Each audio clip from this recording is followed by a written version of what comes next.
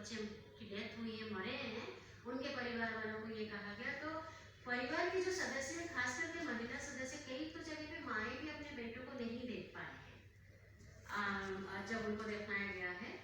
और मुजफ्फरनगर में कहा गया और मेरठ में भी कहा गया कि तुम ले जाना चाहते हो अपने रिस्क में ले जाओ, अगर वहाँ राइट होती है तो तुम्हारे नाम कर देंगे। इसका मतलब है कि पुलिस की ऑलरेडी प्लान थी, प्री प्लान था ये कि अगर ऐसा कुछ होता है तो फिर से राइट से माहौल करेंगे तो और 50 लोगों के ऊपर वो अटैक कर सकते हैं। ये दहशत है। 2-3 बातें कह के मैं खत्म करूंगी ताकि हमारे बाकी दो साथी बहुत महत्वपूर्ण बात करेंगे। मोटी मोटी जो बात है, हमारी जो डिमांड, जो ऑब्जर्वेशन है, मोटी मोटी और डिमांड क्या है वो रखना चाहती हूँ। एक तो है कि सारी बातों पे हमको एक पैटर्न नजर आ रहा है। पहले से तैयारी हुई थी और तैयारी के साथ पुलिस गई है और अटैक किया है। रेन ऑफ टेरर जो है अभी भी है। मुजफ्फरनगर के बहुत सारे लोगों ने ये कहा, हमारे सामने नहीं बात की, जो हमको मदद कर रहे थे उनको कहा कि हम नहीं बात करेंगे इसके साथ, क्योंकि पुलिस ने हमको कहा है अगर तुम लोग बात करोगे तो तुम्हारे नाम पे हम और केसेस डालेंगे।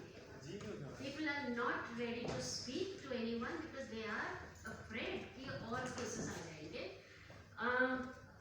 हॉस्पिटल में, प्राइवेट हॉस्पिटल वालों ने वर्बली लोगों को कहा कि हमको कहा गया है कि हम तुमको दाखिला नहीं करेंगे हमारे हॉस्पिटल में तुम्हारे इलाज के लिए। तो crucial times were spent in people being ferried around Feroke hospital.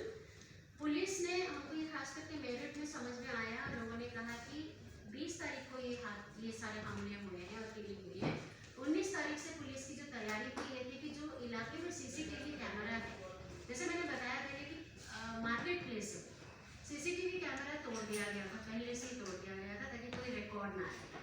तो ये भी पैटर्न को, ये सोची समझी प्री प्लान जो है इसको दर्शाता है। और मुस्लिम, मैंने पहले बताया बट दोहराना चाहती हूँ, ऑलमोस्ट आउट ऑफ 8-9 फैमिलीज जो मिले, 8 फैमिलीज जो मिले जिनका डेथ हुआ है फैमिली मेम्बर्स का, वो सारे इकोनॉमिकली लोअर स्ट्रैटा को बिलोंग करते हैं largely, except perhaps one family individual जो थोड़ा सा मध्यम वर्गीय होंगे, बट मिडिल क्लास के बहुत नीचे हैं। बाकी सब जितनों को अरेस्ट किया गया है या धमकाया गया है या डिटेन किया है वो पढ़े लिखे मुस्लिम, सारे मुसलमान हैं, सारे जो समुदाय के लोगों को करा है। एंड लूटिंग जो हुआ है घरों के, भी मुसलमान के घरों में हुआ है। लड़कों को के नाम पे, जैसे ये कपराना में ये कहानी जो हमको बताया लोगों ने कि कोई आके कलेक्ट कर रहा था इंफॉर्मेशन कि तुम्हारा नाम क्या है, ये कहते हो कि हम सीए के सपक्ष में हैं, पता चला कि वो लोग नाम गांव ले रहे हैं, काइंड ऑफ अ सेंसस। तो उस गांव के जब जो नौजवानों ने उनको प्रश्न किया, उसके बाद वो नौजवानों के नाम पे पुलिस की ये आई है कि 1 लाख शांति भंग की संभावना है। तो almost kind of amounting to extortion है कि 1-1 लाख रुपया दे के जमानत ले लो पहले से ताकि हम कुछ नहीं करेंगे। और दोहराना चाहूँगी कि जो आर्म्ड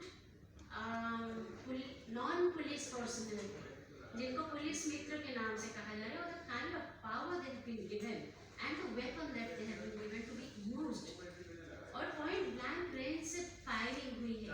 मतलब वो जगह पे हम लोग खड़े थे जहाँ पे फायरिंग हुई है 1-2 जगह में, और वहाँ पे समझ में नहीं आता है कि कैसे पुलिस, अगर हमारे देश में पुलिस व्यवस्था को शांति रखने के लिए बनाई गई है पुलिस डिपार्टमेंट को, तो शांति का तो रखने का तो कहीं भी नजर नहीं आ रही थी, शांति भंग करने का उनका मकसद था और दहशत और मारने का मकसद था। मैं यहाँ रोकूंगी अपने आप को, और बहुत सारी बातें पॉइंट ऐड करना था। ये ममता ने जो कहा, एक और बस ये बात ऐड करना था कि हम थ्रू आउट यूपी जहाँ भी गए, जिस फैमिली से भी बात किए और उनके ऊपर जो भी बीती रही थी, उसके बाद भी उनमें कोई नफरत की भावना नहीं थी। और जबकि चूंकि ये मुद्दा जो रहा है वो हिंदू मुस्लिम के मतलब एक दूसरे को पिट किया गया है अगेंस्ट ईच अदर, तो ये बात हमको रखनी है कि कोई एनिमोसिटी नहीं है। और ये जो वायलेंस भी हो रहा है, ये एनआरसी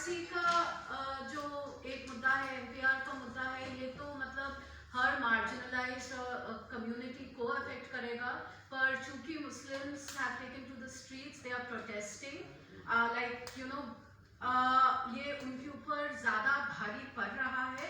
और ये मतलब यूपी में जो गाय और गोबर के मुद्दे को लेकर उनके अगेंस्ट वायलेंस चल रहा है, आप जब इसको समझे, इस वायलेंस को, आप उसको भी एक कड़ी समझे।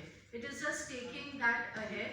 एंड एक होता है हिंसा कि आपने किसी को गोली मार दी, आपने लोगों पे लाठी चार्ज कर दिया है, लेकिन एक हिंसा होता है जो आप लोगों के दिल में जो डर बैठा देते हैं। जहाँ पे जब औरतें हम लोग को बोल रही थी, हम लोग सब बड़े थक गए थे फैक्ट फाइंडिंग के पहले दिन के बाद 10:30 बजे हम खाना खा के ऐसे बैठे थे, तो एक वहाँ पे जो किसी की माँ थी, उन्होंने कहा कि बेटा आजकल अब रात को नींद नहीं आती, गलती से कोई फैन भी चला दे तो जी घबरा जाता है कि ये कोई आ तो नहीं गया। तो इस हिंसा की अकाउंटेबिलिटी कौन लेगा, इस हिंसा को हम कैसे समझेंगे?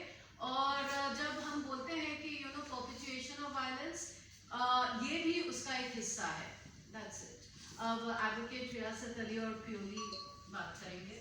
इतनी बात करूँ कि जो मेरठ की जो इंसिडेंट हुआ है वो ऐसा लगा कि जैसे पहले प्लानिंग था, क्योंकि वहाँ इतनी शांति थी, किसी भी तरीके की कोई इस प्रोटेस्ट को लेकर कोई भी आपस में द्वेष या कोई ऐसी बात नहीं थी। प्रोटेस्ट जुमे की नमाज पढ़ के लोग निकले हैं, शांतिपूर्वक घर पहुँचे हैं, रास्ते में जा रहे हैं, लेकिन पुलिस ने प्री प्लानिंग वहाँ करके ऐसा किया कि लोगों को, वो जब शांतिपूर्वक घर भी जा रहे थे तो उन्हें उकसाया और उन्हें रोका, उनके साथ मारपीट करनी शुरू कर दी। उसके बावजूद भी उधर से कोई ऐसा रिएक्शन नहीं हुआ, क्योंकि जो उनके साथ पुलिस मित्र थे, उन पुलिस मित्रों ने फिर ये पथरावबाजी शुरू करी, क्योंकि इसके उकसाने के बावजूद भी जब वो लोग नहीं दंगा कर रहे थे, नहीं वो उन पर कुछ हमला कर रहे थे, तो पुलिस मित्र के जो उनके साथी थे, पुलिस के साथ थे, पुलिस उन्होंने फिर उनको पथरावबाजी शुरू करी। फिर वहाँ ये जो क्रिएट हुआ, उसके बाद लोग घर चले गए। वहाँ जो 6 लोग मारे गए हैं इसके अंदर, 6, उसमें एक मोहसिन नाम था, 2 आसिफ थे, अलग अलग आसिफ, एक जहीर नाम का लड़का था, एक करीम नाम का लड़का। 6 के 6 लड़कों के वाइटल पार्ट पर गोली लगी है, यानी कि 3 के सीने में लगी है, 3 के सरों में गोली लगी है, और निशाना टारगेट बना के गोली चलाई गई है। और गोली इस प्लेस पर, यानी कि अगर उनका कहना ये था पुलिस का कि हमने प्रदर्शनकारियों पर गोली चलाई, तो प्रदर्शनकारियों पर गोली उन गलियों के अंदर, मैडम वहाँ मौके पर गई हैं कि गली के अंदर गोली चलाई गई है, जहाँ छोटी छोटी गलियां हैं, उनके टारगेट बना के उन्हें मारा गया, बुला के मारा। यानी कि ये ऐसा माहौल क्रिएट किया गया कि एक दहशत का माहौल बनाया जाए और हिंदू मुस्लिम को आपस में लड़ाया जाए। लेकिन चूंकि हमारा समाज, हम इस तरीके के जी रहे हैं कि हम साझा गंगा जमुनी तहजीब के तहत एक साथ रहना चाहते हैं, कोई ऐसा दंगा किसी तरीके का वहाँ नहीं हो पाया। लेकिन अब उसके बाद जो पुलिस ने वहाँ माहौल क्रिएट कर रखा है, इस तरीके का कि लोगों के अंदर दहशत कि रात को दबिश देनी, दिनों के अंदर उठाना, और एक नया संगठन खड़ा करके लाए पीएफआई के नाम से, कि पीएफआई का उसका किसी को भी बनाया गया तो पीएफआई का मेंबर है, उसका लेना देना कुछ इस प्रकार का है नहीं, लेकिन पीएफआई से जोड़ देना उसे, क्योंकि इसके कि ये जो विरोध चल रहा है सीएए का या एनआरसी का, एनपीआर का, इसके विरोध को दबाया जाए। जहां तक मैं समझता हूँ ये दबने वाला नहीं है इस तरह से, क्योंकि लोगों के अंदर की भावना, जितना जिस चीज को दबाया जाएगा वो अंदर ही अंदर उसकी एक ज्वाला बढ़ती चली जाएगी, और उसे जब थोड़ी सी ढील मिलेगी तो उसका रिएक्शन ऐसा होगा शायद वो अकल्पनीय हो सकता है।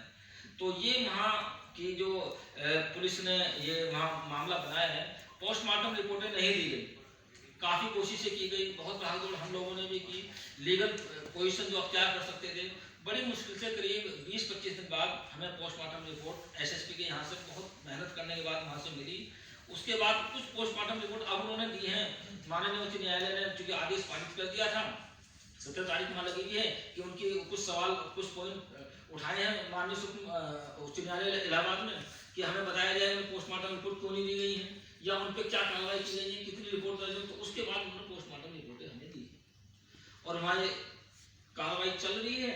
लेकिन जो पीड़ित लोग हैं, मैडम वहाँ गई हैं कि वो बहुत ही लोअर, यानी कि इतने बहुत ही निचले तबके से आते हैं कि उनकी जो बाकी की ज़िंदगी, उनके परिवार के लोग हैं, शायद उनके घर के लोग चले गए हैं, अपनी ज़िंदगी बसर उन्हें करनी है, लेकिन उनके सामने बहुत परेशानी आने वाली है और आ रही है। हम सब मीडिया के माध्यम से मैं ये कहूँगा कि इस बात को अगर हम मीडिया के जरिए से लोगों के सामने, देश के सामने ला के रखें तो उन लोगों का मनोबल बढ़ेगा और वो सही बात को लोगों के सामने लाएंगे। और जब सही बात आएगी, जो वहाँ के लोग प्रशासनिक हैं वो इतने, क्योंकि वहाँ अभी आपने एक वीडियो वायरल हुआ था कि वहाँ के एसपी सिटी है मेरठ के, उन्होंने बिल्कुल ये कैमरे के सामने बात आई थी कि आप पाकिस्तानी और पाकिस्तान चले जाइए। एक अधिकारी की सोच अगर ये होगी तो आम लोगों का क्या होगा? या वो अधिकारी बनाया गया था, वो अधिकारी सिर्फ एक कम्युनिटी के लिए बनाया गया था, वो समाज के लिए बनाया गया था और उसको शपथ दिलाई गई थी कि मैं देश संविधान की रक्षा करूंगा और मैं देश के हर व्यक्ति की रक्षा करूंगा सोच सकता। लेकिन वो वहाँ कम्युनल होकर काम करेगा। तो ये हमारी इस सरकार ने है, ये इस देश के माहौल को ऐसा बना दिया है कि वो सिर्फ एक ही समुदाय की सरकार बनकर दिखाना चाहती है कि सिर्फ एक ही समुदाय की हम सरकार है, सबकी नहीं। जबकि सरकार का कर्तव्य यह होना चाहिए कि उसके सामने एक पिता तुल्य, कि जैसे पिता के सामने उसकी जितनी भी संतानें हैं वो सब बराबर हैं। अगर उसे सबके साथ प्यार किया जाएगा तो फिर उस घर के अंदर सुख समृद्धि पैदा होगी। और अगर बड़ा ही घर का होगा वही अगर उसमें द्वेष रखेगा या भेदभाव करेगा, वो नहीं चल पाने का। और जिस घर के अंदर क्लेश होगा वो कभी घर आगे बढ़ नहीं सकता। ये हमारा देश भी एक घर के ही समान है। हम सब प्यार के साथ रहेंगे, मोहब्बत के साथ रहेंगे, एक दूसरे की भावनाओं का कदर करेंगे तो फिर हम उन्नति की तरफ जाएंगे, आगे जाएंगे। मैं मीडिया के माध्यम से, इसमें मीडिया बंधु हैं, ये बात बार बार मैं दोहरा रहा हूँ कि वहाँ के जो पीड़ित लोग हैं, मैं बिजनौर के लोगों से भी मिला, नेहटोर से, उनकी फाइल भी मेरे पास है दोनों की। अनस नाम का लड़का एक मारा गया था, एक सुलेमान नाम का लड़का मारा गया था, यूपीएससी की तैयारी कर रहा था, पुलिस ने उठाया और वो गली से निकाला, उसे गोली मार दी। और उसके घर वालों को ये यानी कि डेड बॉडी भी नहीं दी जा रही कि एक आतंकवादी सामने मारते, उसे गड्ढे में दफन कर दीजिए, आगे से घर नहीं पहुंचने दिया गया। यानी कि जो उनके रिश्तेदार थे, उनके घर वाले थे, उनको उनका चेहरा भी नहीं देखने दिया गया। घर से 20-25 किलोमीटर दूर जाकर उन्हें दफनाया गया। ऐसी संभल के अंदर 2 लोग मारे गए हैं, उनके साथ भी ऐसा ही हुआ कि वो भी रास्ते से उठाया, उन्हें मार दिया, उनके घर वालों को डेड बॉडी दी, रिश्तेदारों के यहाँ साथ उन्हें दफनाया गया। मुजफ्फरनगर में नूर मोहम्मद नाम का लड़का मारा गया, उनके साथ भी ऐसा। यानी कि ऐसी बर्बरता की गई है कि इस देश में ऐसी बर्बरता की कल्पना कभी नहीं की जा सकती थी जो हमारे सामने आज हो रहा है। मैं सिर्फ बार बार वही अपील है मेरी मीडिया बंधु से कि इस मामले को उठाएं, देश के सामने, जनता के सामने इसको लाएंगे तो उस प्रशासनिक जो माहौल वहाँ बना हुआ है, उस प्रशासनिक लोग कुछ समझ जाएंगे और फिर जनता का जो भय है वो भी जनता का